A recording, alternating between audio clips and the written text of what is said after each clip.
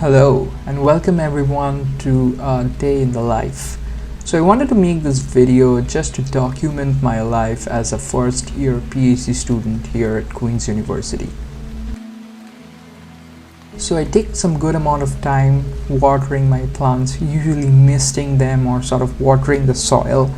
So by now I have a decent enough collection of plants, poinsettias, some neon pothos, some broken hearts, spider plants, philodendrons and snake plants. I know it's a small collection, but I sort of love building upon that.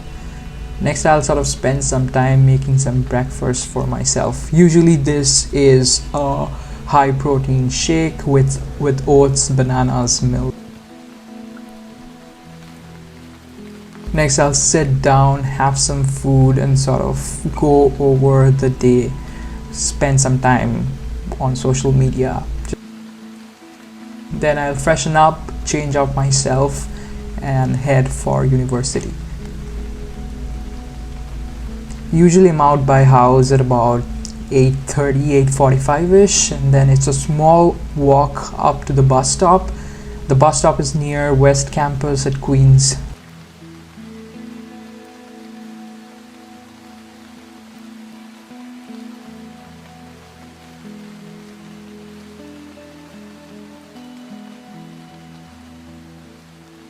Wait for the bus, and usually it comes at about 8:50ish. I take that, get down at Queen's. And this is the last day of the fall term before university closes for the winter break, so it's pretty empty. I pretty much have all of Queen's for myself.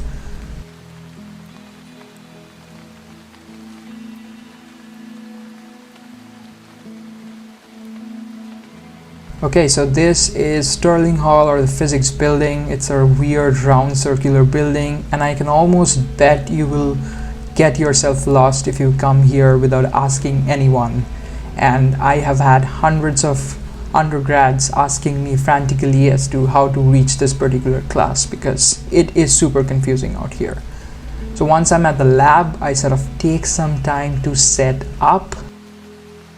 Next, what I'll do is I will go over the emails, write some replies, and then I also make a nice simple to-do list for myself, which sort of overlays the entire day ahead of me. I make some nice plans if I have meetings and whatnot. And I look at my code, sort of review the code and see if there are any changes required and work on that a little.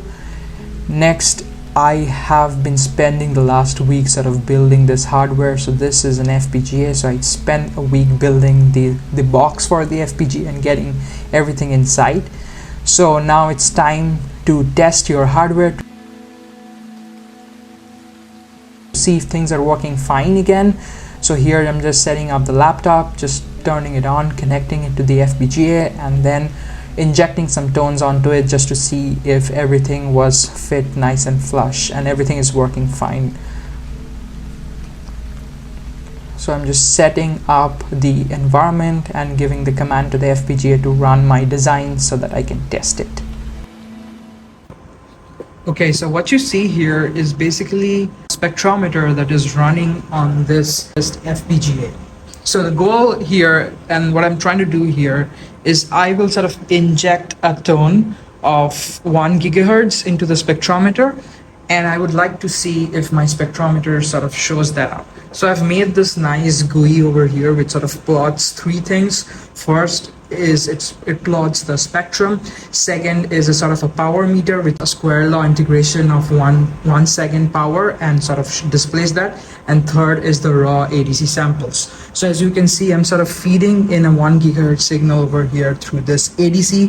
ADC stands for analog to digital converter, and RFSoC, which is the FPGA in this case, sort of runs it in between and sort of shows us the results. So what I'm going to do here is I will sort of inject a 1 gigahertz tone here, and I'll try to see if that shows up. So right off the bat, as you can see, the power meter sort of fires up and it sort of starts showing a higher level over here as it's integrating the power. So I'm feeding in a 1 gigahertz stone. This is a microwave generator. It's one of the most expensive pieces of equipment in this lab. Costs as equivalent as a brand new car almost.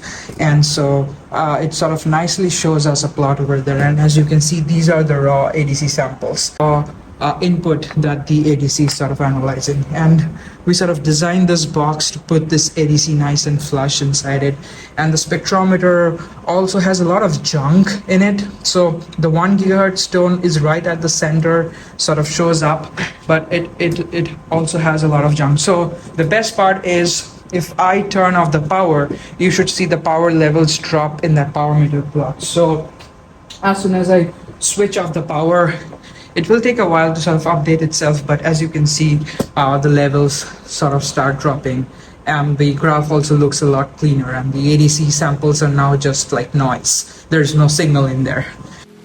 Next, now that sort of the design is working fine, I will put everything back together in all of the boxes where they belong.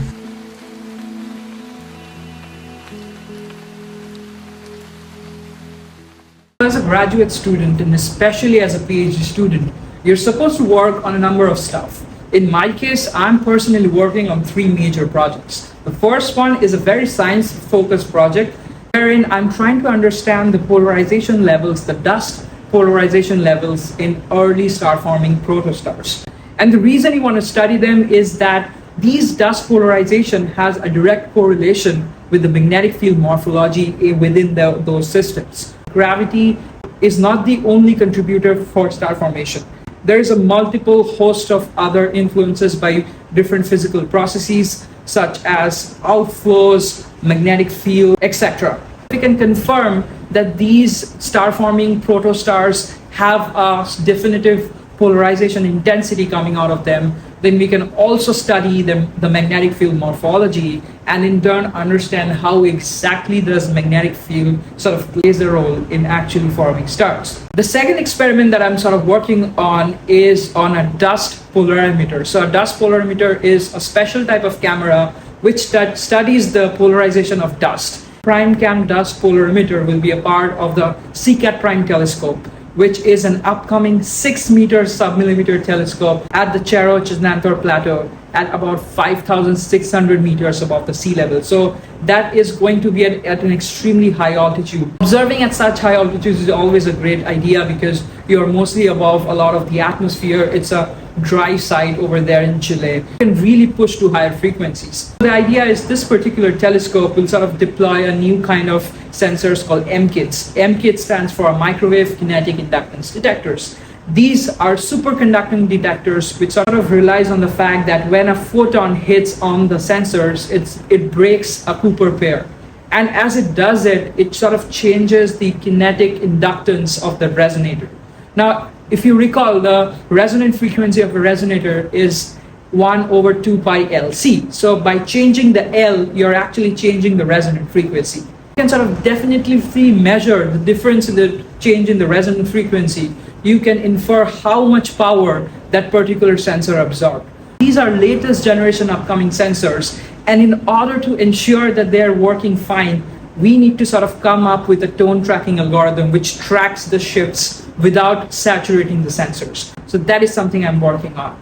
And the third and the final project that I'm also sort of working on is basically the balloon-borne VLBI experiment, or BVEX. This is a Canadian Space Agency funded project, and the idea of this project is to build stratospheric balloon platforms to complement the existing very long baseline interferometry array, for example, the EHT or the GMVA. The reason why you want to observe on a balloon platform is that balloons have an edge. As they fly over the stratosphere, you're above 99% of the atmosphere. It really helps to push the boundaries and push to higher frequencies. I created a detailed video on VLBI, which I highly recommend you all to visit, and that should be flashing somewhere up there. So this is the BVEX telescope. So it is a 1-meter dish, and it is sort of sensitive to frequencies about from 21 to 23 gigahertz. This project is not a science demonstration project.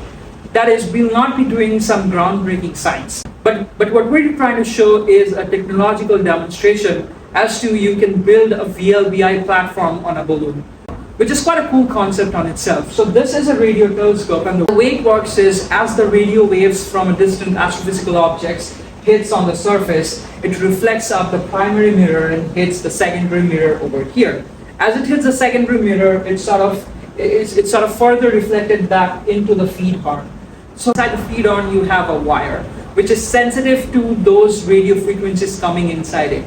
Now that wire sort of converts the electromagnetic waves to voltages. So these varying voltages is what is picked up. Then it is sort of passed on to this stage. So this is the amplification stage where the signal needs to be amplified.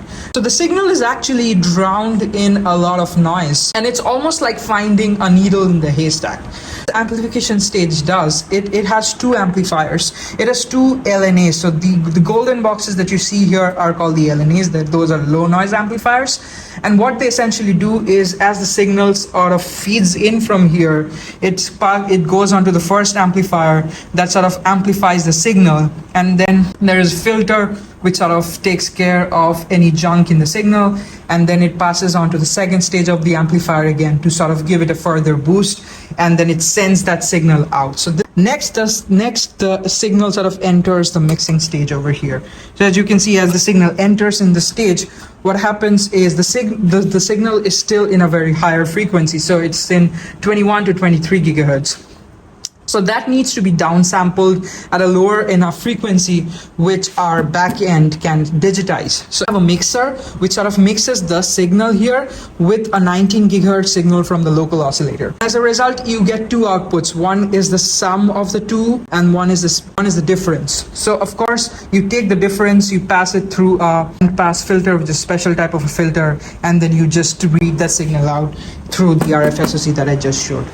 All in all, an upgraded version of PhD in the distant future will play an extremely crucial role in sort of helping us maximizing the resolution, imaging more distant supermassive black holes.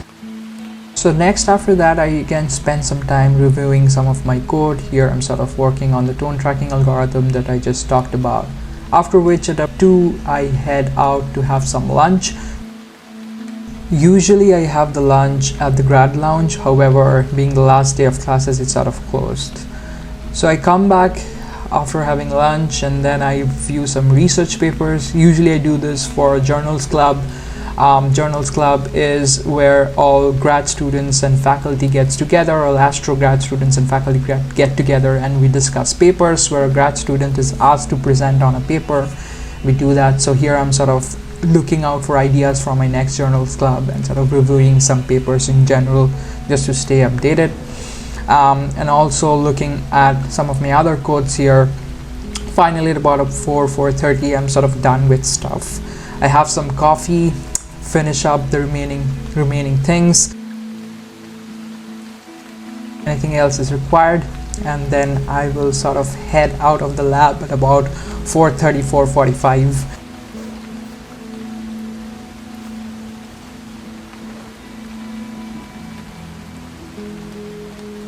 Again, this depends on day to day, depending on the meetings that you have, but this is sort of the rough outline.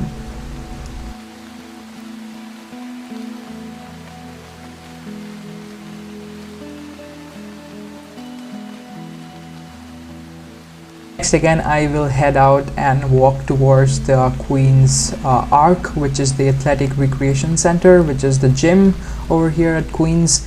And then I will spend the next hour and a half to 2 hours sort of working. I usually follow a powerlifting style program, and my goal is to sort of get better at the 3 lifts, bench press, deadlifts, and squats. So first I start off with some bench press. The usual structure is some kind of a warm-up set leading up to a heavy single.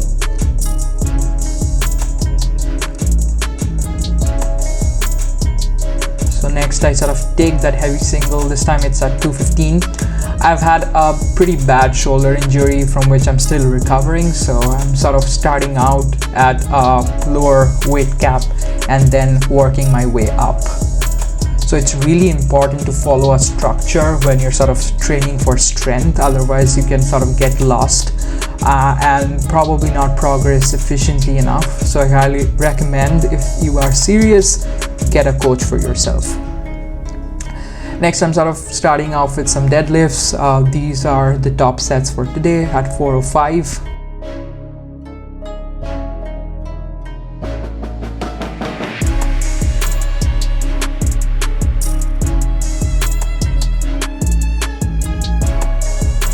After the top sets, I finish off with some back downs. So back down sets, I'll do 4 sets of like 4 reps together at 352 pounds.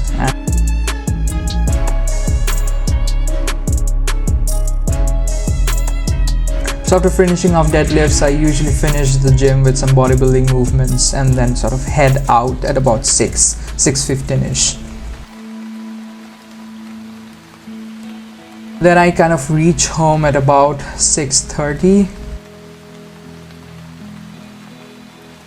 It has been raining the whole day today.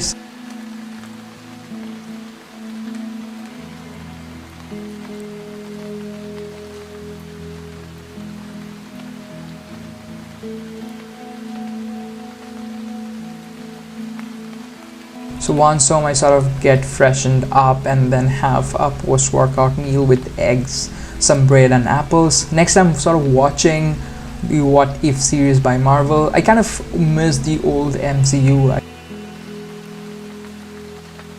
The new MCU is kind of different. They're trying their best to sort of build it up, but again, it sort of misses that wow factor that MCU used to have. Overall, I would say What If is an okay series.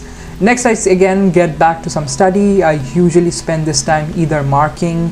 As a graduate student, you're supposed to mark or teach tutorials to undergrads as a teaching assistant. So I either do that or do some of my own studies for the next hour or so. After I'm done with that, I head to the kitchen to sort of prepare food. I sort of do a meal prep in advance. I cook my chicken for the upcoming 4 or 5 days. Usually what I do is I first of all marinate my chicken and then sort of put it in the oven to bake at about 400 degrees, and I turn it after every 20 minutes just to make sure it's evenly cooked. Then I sort of do a basic meal prepping. I prepare some egg fried rice. That's sort of my go-to food. Some egg fried rice. The key here is to cook this at a high flame and to keep tossing it each step of the way. Next, as my chicken is sort of cooked, so all I have is some chicken and rice for my meals. Next, I recently invested in a PS, so I spent some time gaming. This really helps me relax out a little. Right now I'm playing Red Dead Redemption 2.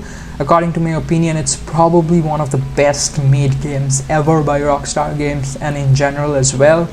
Here, the lead protagonist, John, is sort of having a conversation with his son, Jack.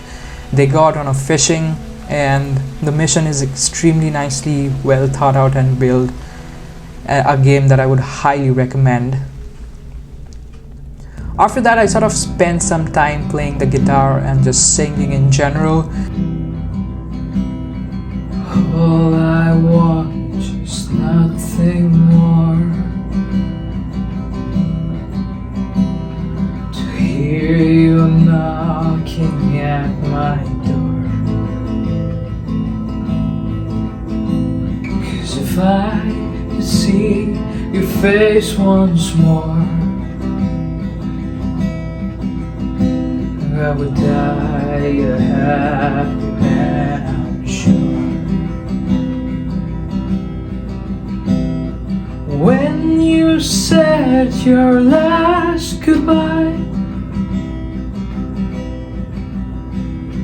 I died a little bit inside.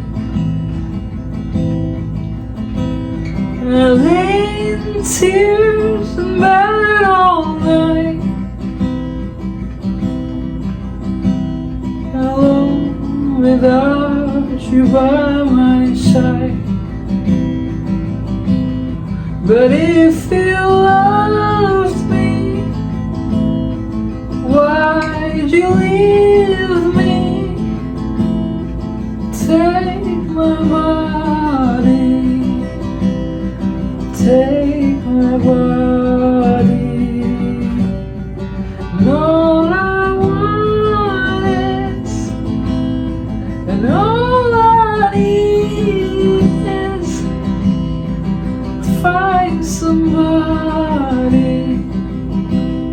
I find somebody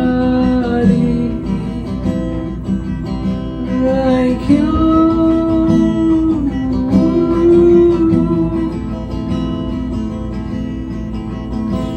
Like you.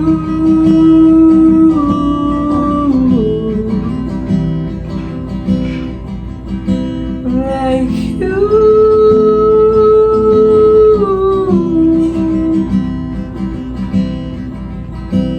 Like you.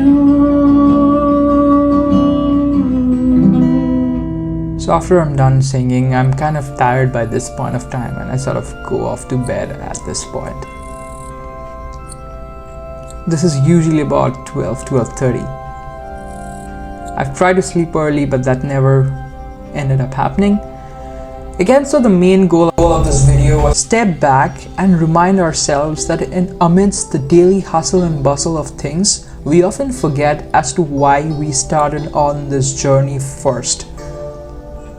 So just take a step back and look at the big picture. For me, it is looking up to the heavens, looking up at the stars. For you, it might be different. Happy holidays.